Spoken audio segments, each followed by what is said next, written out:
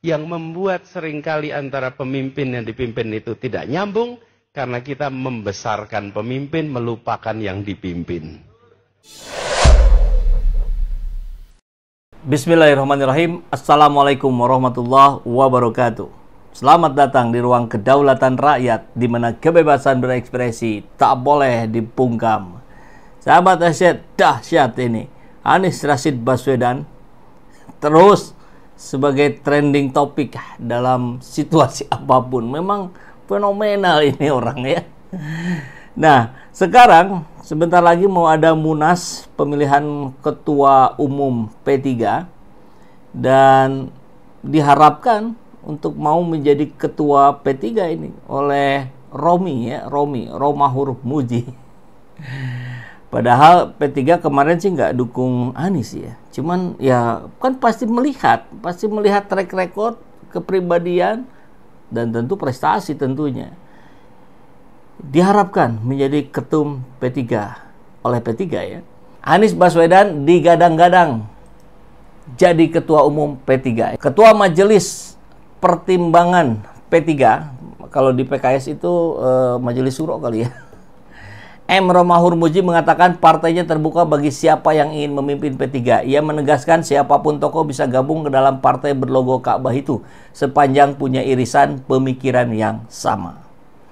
Kemudian, siapapun tokoh bangsa yang memiliki irisan pemikiran yang sama dengan P3 bisa gabung. Apalagi kata dia, figur seperti mantan Gubernur Jakarta Anies Baswedan bisa ikut bergabung karena Anies punya pemikiran yang sejalan dengan partainya.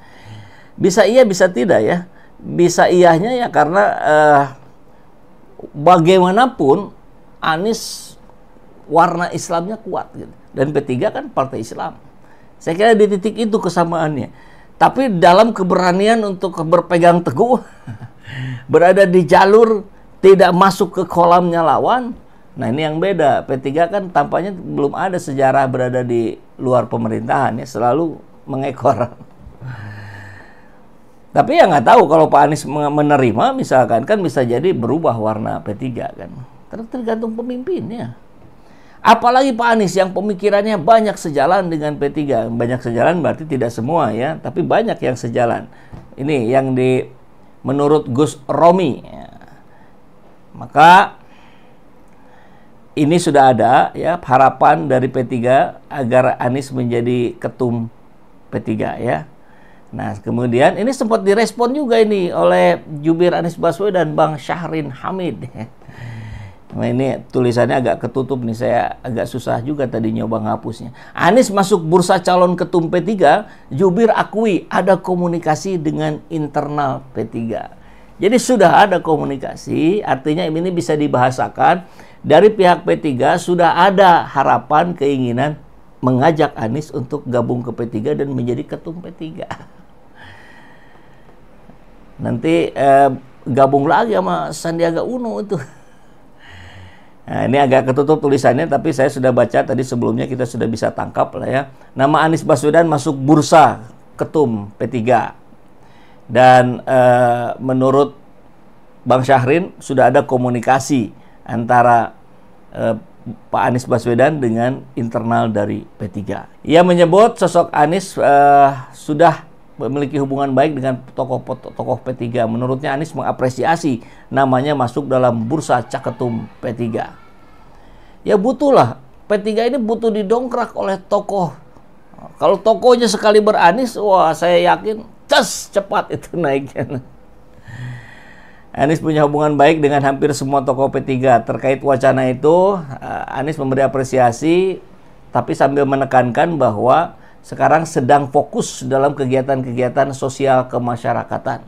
Ya, mungkin kalau baca pernyataan Bang Syahrin ini, nampaknya karena di kabar yang lain saya juga sempat baca juga, bahkan sebelum 2025 ada kemungkinan, masih kemungkinan nih, ormas yang digadang-gadang, ormas baru yang akan dibuat oleh Anies Baswedan itu akan dimunculkan sebelum 2025. Berarti 2 minggu lagi.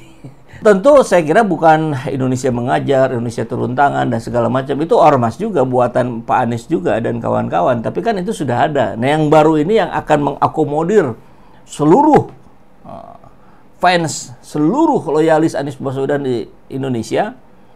Saya kira itu yang akan dideklarasikan dan dipersiapkan. Katanya sudah finishing touch lah ya. Kita dengar dari Bang Syahrin juga di kabar yang lain ya. Ya bagus saja, karena kalau bikin ormas kan tidak apa namanya ya, tidak benturan dengan partai politik. Bahkan bisa jadi nanti orang-orang partai politik lintas partai pun bisa gabung ke ormasnya Anies Baswedan.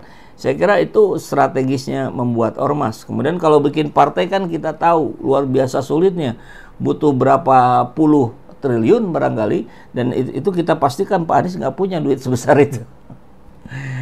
Ya sudah, nanti uangnya dari pemodal. Apa maksudnya? Oligarki? Ya nggak mungkin lah.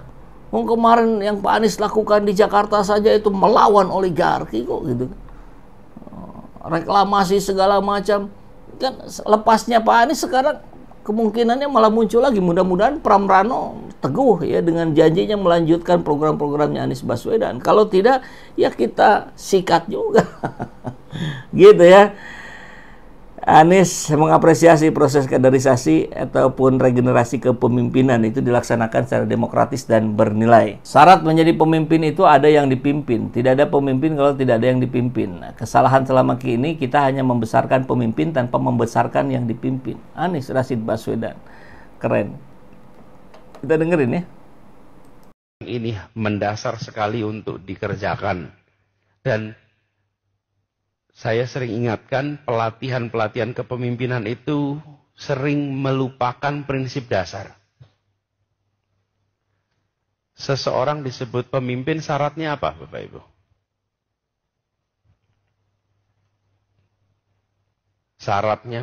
Syaratnya disebut pemimpin jika apa? Bijak. Oke, apalagi? Adil, apalagi? Jujur ya? Tanggung jawab, amanah. Syarat itu betul, tapi itu syarat pemimpin yang baik. Kalau syarat pemimpin itu lebih sederhana. Ada makmum, itu aja. Lah iya toh.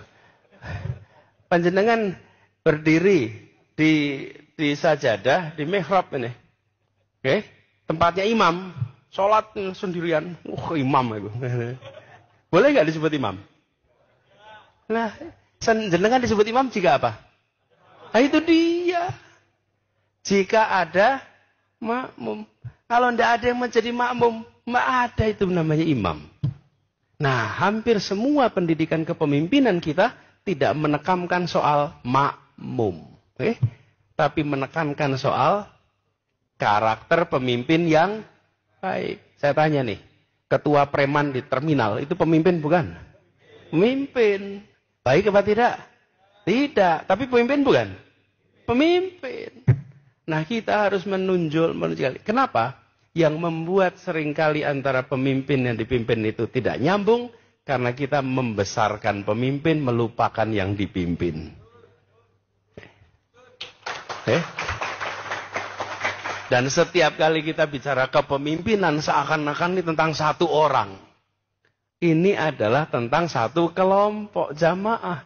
Selama tidak ada makmumnya, ya Anda bukan imam. Sederhana sekali. Oh, dahsyat ya, luar biasa ya. Terkecoh kita selama ini. Oh, kita bicara syarat kepemimpinan, karakteristik kepemimpinan, harus punya ini. Tapi kita lupa untuk membangun umatnya. Kita lupa untuk mencerdaskan rakyatnya. Nah, saya kira di titik itulah saya melihat bahwa Anies Rashid Baswedan hari ini sedang fokus untuk membesarkan, untuk mencerdaskan, untuk menguatkan rakyat Indonesia. Kita lihat bagaimana Anies, beliau ngakunya pengacara ya, pengangguran banyak acara. Ya karena diundang dari kampus-kampus mana segala macam. Ngomong-ngomong kampus, kita berharap ya Gibran itu datang juga ke kampus, jangan cuma ke SD aja gitu. Tunjukkan dong kualitas pemimpin. Nah, balik lagi ke yang barusan. Anies Rashid Baswedan terus menebarkan inspirasinya, terus menguatkan, mensolidkan kelompoknya, ya kelompok yang berharap yang ada di belakang Anies Baswedan tentu ya, dan masyarakat secara umum untuk semakin cerdas, untuk mampu berpikir secara kritis. Kan di video yang baru diposting Pak Anies kan bicara tentang itu, kemampuan berpikir kritis ini harus dimiliki juga oleh para pendidik, oleh para guru dan oleh kita semua. Sehingga kita tidak menjadi anti kritik. Orang yang anti kritik adalah dia yang orang yang tidak berpikir kritis gitu.